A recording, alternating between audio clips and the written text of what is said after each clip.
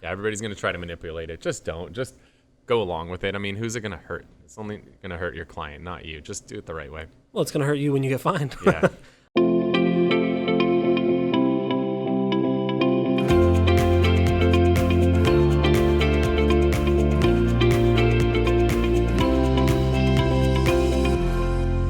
Welcome to the Whissel Way Podcast. My name is Kyle Whissel, your host with eXp Realty out of San Diego, California. And my name is Bryan Koci, Media and Marketing Director here with Whissel Realty Group.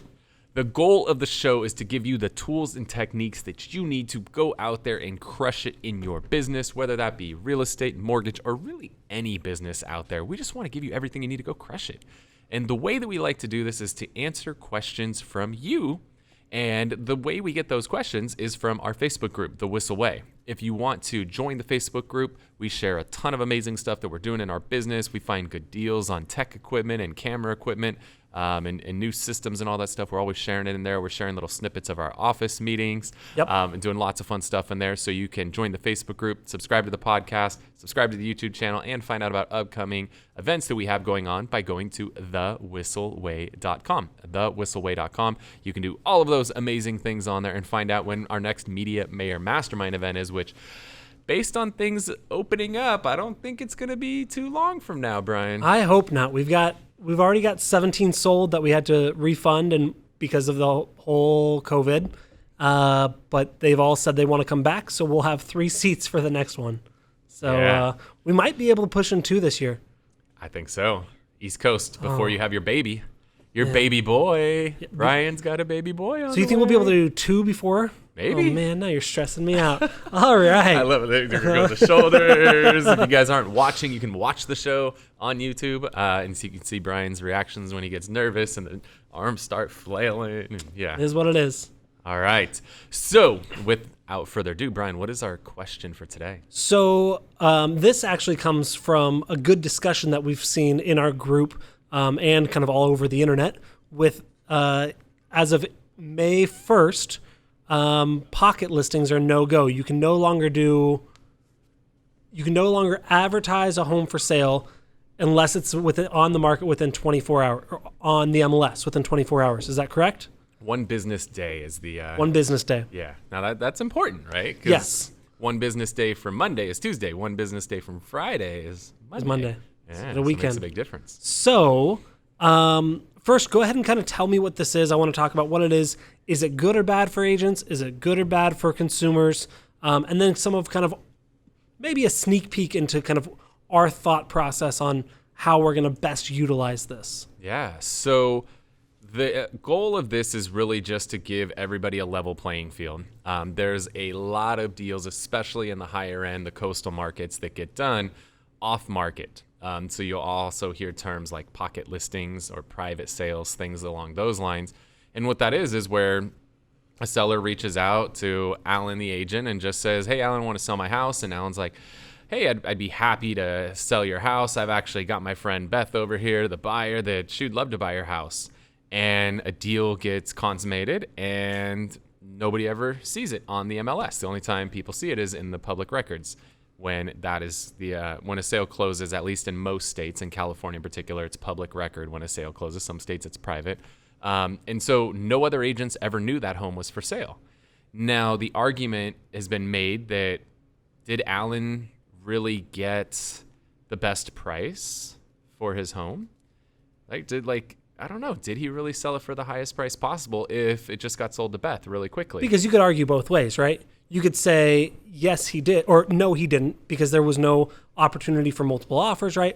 But you could also say, yes, he did, because if he put it up and no one offered for 3 months and then Beth came in, she might come in at a lower price. Right. So you could literally argue both ways. There's definitely arguments that could go both ways. But the argument that is ultimately won is that Alan should have put his home on the market, gotten it full exposure to make sure that he got top dollar. Because what has happened is there are Allens out there that have sold their home and then after the fact been like, wait, why didn't I put on the MLS? You screwed me, agent, and now I'm coming after you. And so they want to avoid that. They also want to avoid all the other agents that missed out on it. I'd be like, if I would have known that it was for sale, my buyer would have paid twice as much for that house. Like, it wouldn't appraise. Yeah, probably wouldn't. So they've really been trying to look out for sellers, right, to make sure that they don't get screwed by having an agent sell their home off market below what the true market value was. And they also want to make sure that buyers get an opportunity to offer on those homes. So when a pocket listing happens, the buyers don't know about it. And there's buyers that get frustrated with that. Like, again, I would have paid more. I wanted that house. Why didn't I get an opportunity to see that? So they're trying to get away from that. They're also trying to get away from the coming soon marketing that became a big deal. Before we go to coming soon, there are also sellers that want to sell their homes without going public with it, right? For privacy reasons, for celebrity status, they don't want people coming through. Yeah, you were the same way. You were like, hey, look, I can't let CNN find out I'm selling. Like, this can't happen. This doesn't take their wishes into account, correct? They say, hey, I don't want it public. Sucks. It's got to be public. A little bit tough. Now, there's some strategies that I think they're going to figure out how to work around. Because, there's celebrities don't want people knowing their house is for sale, but smart celebrities don't have their name attached to a house. So like Bill Gates just bought a house here in San Diego for $40+ million. Oh yeah, it doesn't say my old place, right? Yeah, that's the one that we sold privately for. It doesn't say Bill Gates on the tax record. It's obviously hidden within an entity. And what entity is that? I don't recall. Oh, dang. Nothing associated with Bill Gates. Nothing that would make you think it's a Bill Gates house. But so celebrities often conceal their ownership within entities. Okay. So the coming soon listings are also, or coming soon marketing is also gone. Yes. Gone from Zillow, gone from everywhere. So there's not completely. Coming soons will still exist to a certain extent. The majority of MLSs have added a new status called coming soon. Okay. And so the way that this works is once you publicly market a house, that could be putting it on social media, putting a sign in the front yard, running a TV commercial, putting it in the newspaper. Once anything public occurs... You said posting an ad, yeah. Yeah, once something public occurs, it has to be on the MLS within 1 business day. Well, the MLS has said, hey, we understand like that could cause a little bit of an issue, so they came up with a status called coming soon. Now, each MLS is probably going to run this a little bit differently, but I'll tell you at least how our local MLS is going to run it. Here in San Diego. Here in San Diego, California, the way they're going to run it is that you have to put a property on the MLS within 1 business day of publicly marketing it. So let's say you have the sign get installed. Today is a Monday. By Tuesday, you have to have it on the MLS. Well, just because I have a sign up doesn't mean the house is ready to be shown. So I don't want to make it active on the MLS because then once it's active, I have to show it to people. So you can put in this coming soon status. It could be there up to 21 days. And while it's in this coming soon status, it's going to be available for all the agents across the county to see, but nobody can see it. No agent can see it. No buyer can see it. Not your mom, not your dad. Nobody could see it in person. They can see photos. They could see 3D photos and videos and everything else. And you could accept an offer during this 21-day period. It's going to be a sight unseen offer. So if it's on the coming soon status on the MLS and somebody writes an offer, a seller could accept that offer without that buyer having ever seen the house. And then they would have to move the property to active on the MLS and then immediately move it over to pending. And then the buyer could go and do their inspections and walkthroughs and all of that. And I think we talked about this. There is a rule. If it's on the MLS, it has to be able to be shown, right? Correct. You can't just say, oh, it's on the MLS, but no showings for the next 60 years. Correct. Okay. So that's what the coming soon status is specifically for is, all right, hey, I have this property, but you can't show it and you can't play favorites. That's a big part of that coming soon status is they don't want you to be like, well, I could show it to my buyers as a listing agent, but, you know, Barry, the broker over there, you can't show it, Barry. Like, no, you're not allowed to. So they have a level playing field. Nobody can see the home in person during that coming soon phase. Okay. And so some strategies. Yes. There are going to be advantages, pardon me, for some brokerages or for some, I guess, brokerages. We already kind of mentioned the 24 or the 1 business day. Right. So one of the little loopholes you could do is that you could put the property, you could start publicly marketing it on Friday.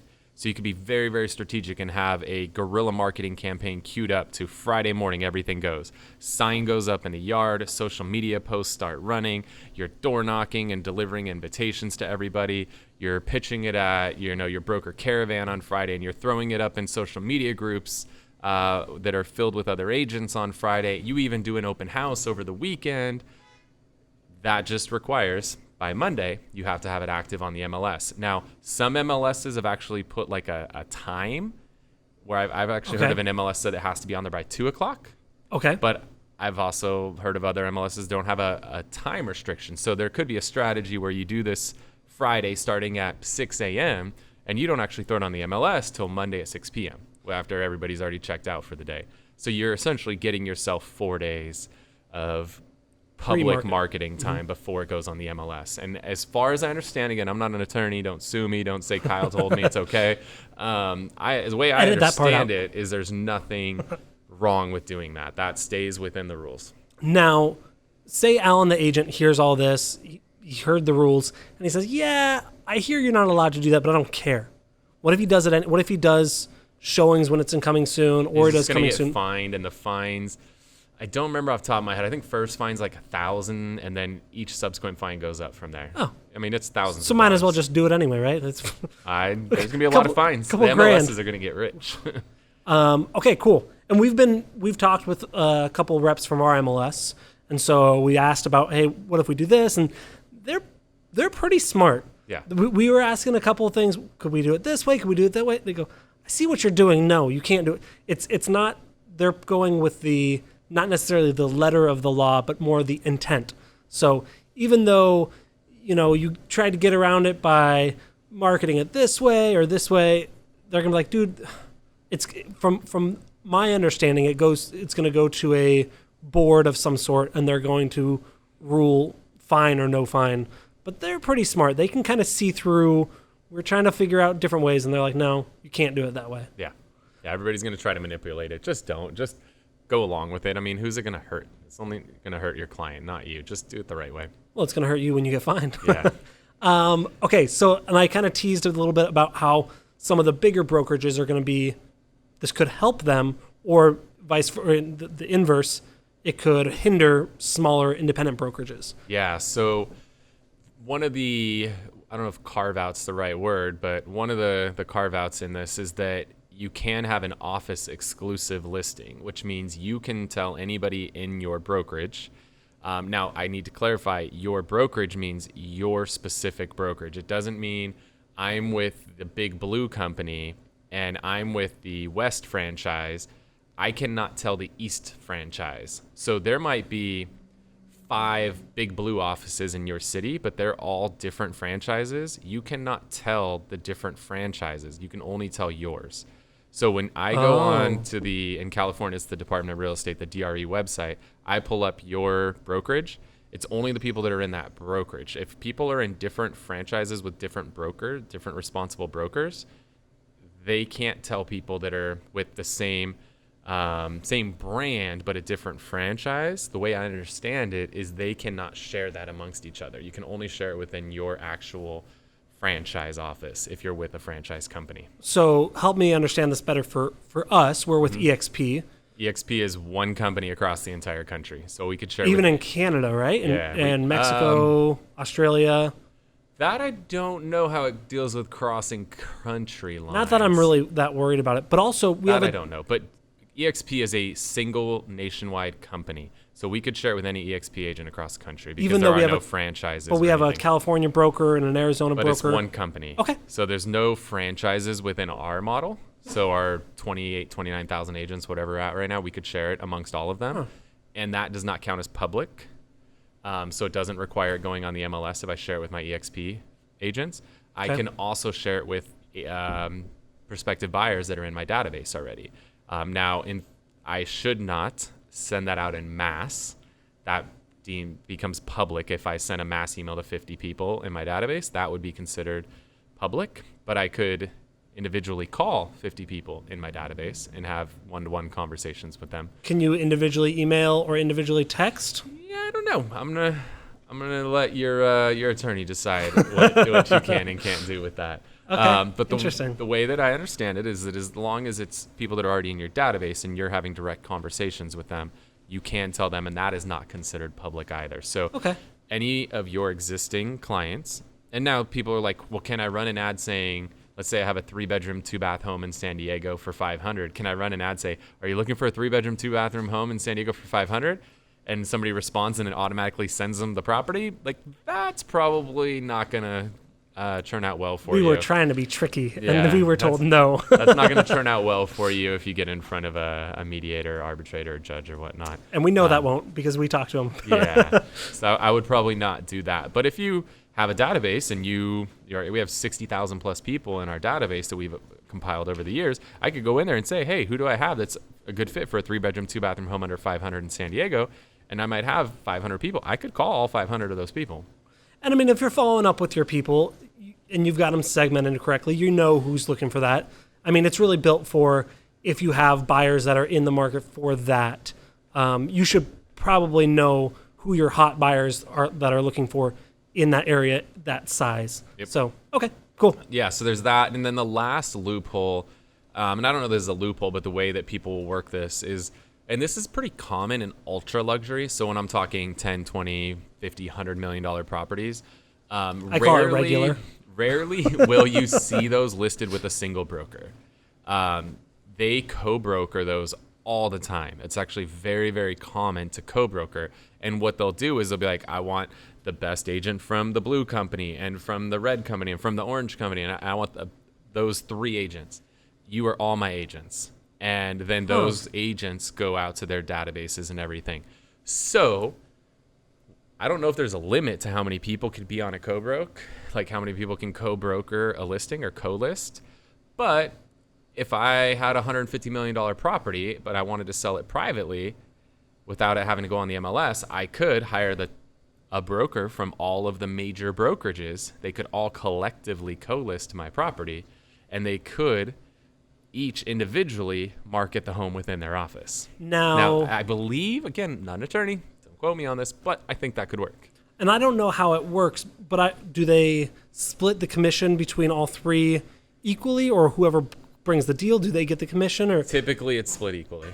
Okay, so if you did it with 15 different brokers, they're not going to be super stoked.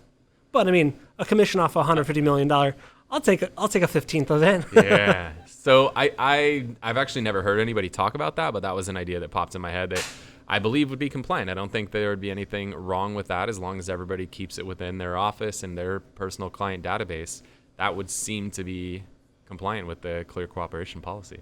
Yeah, that doesn't seem to be sneaky. And NAR, I'm not an attorney. I'm not telling people to do this. This is just my understanding. And if it's not correct, just tell us before we do it. Yeah. When we list those $150 million. Yeah, if Bill Gates' place in San Diego is 43, I don't think we have to worry about 150. Yeah. Yeah. All right. Cool. So that's what we got for you guys as far as answering the question. If you have questions that you want us to answer on the show, again, go to thewhisselway.com, join our Facebook group. That's where we get the questions that we answer. But what we want to do before we wrap today is go to what we refer to as our Whissel Widget of the week. And this is something that we're utilizing in our business that either makes us more money, saves us time, or just helps us have more fun. So, Bryan, what do you got for us today? So I just started using this. This is a free tool that you told me about that helped me organize my thoughts, especially when building a funnel or getting people from one spot to another. Rather than doing a paper or I was using a whiteboard and computer, it just never made sense. And for people like me, like you, Kyle, that are really visual, this is really cool. I did run into its limit where I think the free version, you can only use 60 shapes. And so I ran into that limit and deleted some steps from my funnel to make it work. But it's called Lucid Chart. And here is an overview look of what it looks like. And so I don't know if I want to go too tight in on this, Tom. But what it does is kind of shows kind of how someone comes into our funnel and goes all the way through to the end of the funnel, and just kind of make sure they get to where they need to be, and we're directing them and nothing kind of falls through the cracks. So lucidchart.com, I think is what it is. And I think that they have a paid plan for a couple bucks a month, but I'm using the free one. So far it works. Awesome. Lucidchart.com. I love it. Yeah, it's so nice to see the visual, like, this happens, and this happens, and then they either go here or here, and then here or here, and you could just really have it all drawn out. and see it visually. All right, what I got, this company's blowing up right now given that everybody is working from home. A lot of us in our offices have nice setups because we do a lot of webinars and Facebook Live videos and stuff like that. And we've got everything dialed in with our camera and our lighting and our microphones and all of that. But at home, a lot of us don't have all of those same luxuries. And so we have to adapt. And so this actually, a buddy of mine owns this company. They're local here in San Diego. And they've developed a really cool light for illuminating your face when you're shooting with like a webcam. Interesting. They're lights also for illuminating. They're also to see in the dark, Brian. Oh, okay. Yes. Illuminating your face or illuminating the dark. Yes. Which is on your face. Cool. They're also for communication in the fog, and you can use lights to signal. Okay, there's a lot of uses for light, Brian. No. Yeah. All right. So this company is called Lume Cube, and so this is my Lume Cube. Again, if you're just listening to this, you want to see these things, you can subscribe to the YouTube channel, and you can watch all of that stuff, thewhisselway.com. This is just a tiny little light with a suction cup. It just clips to the back of your laptop or to the back of your monitor. And it is this tiny, tiny little light. I kind of want to just like turn it on here and aim it right at Thomas. This is an insanely bright little light. I mean, this thing is maybe the size, I don't know. Like an Apple Watch. It's like a square inch. A cubic inch is what this thing is probably. It's tiny. And it is so bright. It's amazing. Like, it really, really lights your face up. It's very affordable. And then they have different little diffusers that you can put on it to, instead of having a light that shoots directly at your face, kind of disperse that light out. They got a white one. They got what color is this considered, Brian? Gold? CTO. CTO. Is what it's kind of yeah. So this little thing, I mean, I think retail, they're selling for around $50 or so. But I had this gigantic light that was like 5 pounds. It was hanging from my window. And gigantic light. It was way too much. Now I got this tiny little thing. I mean, you could throw this in your laptop bag. Very, very cool little light. And this will help, especially if you have like just the way your home office is set up. You got a window behind you. A lot of times your face is blown out or the window's blown out behind you. This can help illuminate your face so that you can actually see yourself on your video. So Lume Cube, Lume Cube. And they were first started out for little lights for your drones. So Kyle's like, have you heard about this? And I was like, yeah, as soon as I started looking at drones, when they made the switch into not being able to fly at night without being illuminated, lighting up the dark, Lume Cube is when I first was introduced to them. Yeah, so that's what we got for you guys today. Hopefully you got a lot of value out of the show. Again, if you want to ask questions and have us answer them here on the show, subscribe to our YouTube channel, our podcast, or find out about upcoming mastermind events that we're doing, go to thewhisselway.com. Thank you so much for tuning in. We hope you are staying safe. Wait. Before you leave, I want to share some more tips and tricks that we're using in our business to take it to that next level. Just click right here. And don't forget to subscribe. Click right here.